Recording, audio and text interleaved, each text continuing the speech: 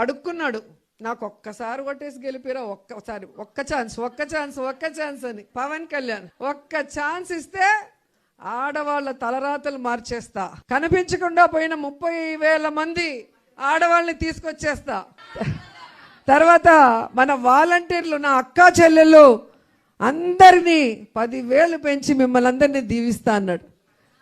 సుగాలి ప్రీతి పేరు చెప్పుకొని సుగాలి ప్రీతి వాళ్ళ తల్లి కన్నీళ్లతో గెలిచిన పవన్ కళ్యాణ్ ఈరోజు అదే సుగాలి ప్రీతి తల్లి కన్నీళ్లు పెడుతున్నా అపాయింట్మెంట్ ఇవ్వకుండా ఆ కుటుంబానికి న్యాయం చేయకుండా మోసం చేసిన వ్యక్తి.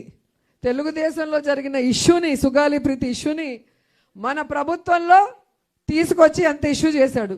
ఆ కుటుంబానికి జగనన్న న్యాయం చేశాడు కానీ పవన్ కళ్యాణ్ న్యాయం చేయలేదు. 30,000 మంది కనిపించకుండా పోయారు, ఇంటెలిజెన్స్ రిపోర్ట్ వచ్చిందని చెప్పిన వ్యక్తి 20 నెలలు అవుతుంటే 30,000 మంది కాదు 30 మందిని కూడా తీసుకురాలేదు. మరి ఈరోజు కూటమి ప్రభుత్వంలో ఇంటెలిజెన్స్ పని చేయట్లేదా అని అడుగుతున్నా. ఈరోజు వాలంటీర్ అక్క చెల్లెమ్మలకు 10,000 పెంచడం దేవుడెరుగు, మొత్తానికి ఉద్యోగాన్ని పీకి రోడ్డు మీద పడేశారు. వాళ్ళు ఏడుస్తుంటే కనీసం వాళ్ళ పక్క తిరిగి కూడా చూడలేదు. ఇలాంటి వాళ్ళకి మహిళా దినోత్సవ వేడుకలు జరుపుకునే అర్హత ఉందా అని అడుగుతున్నా.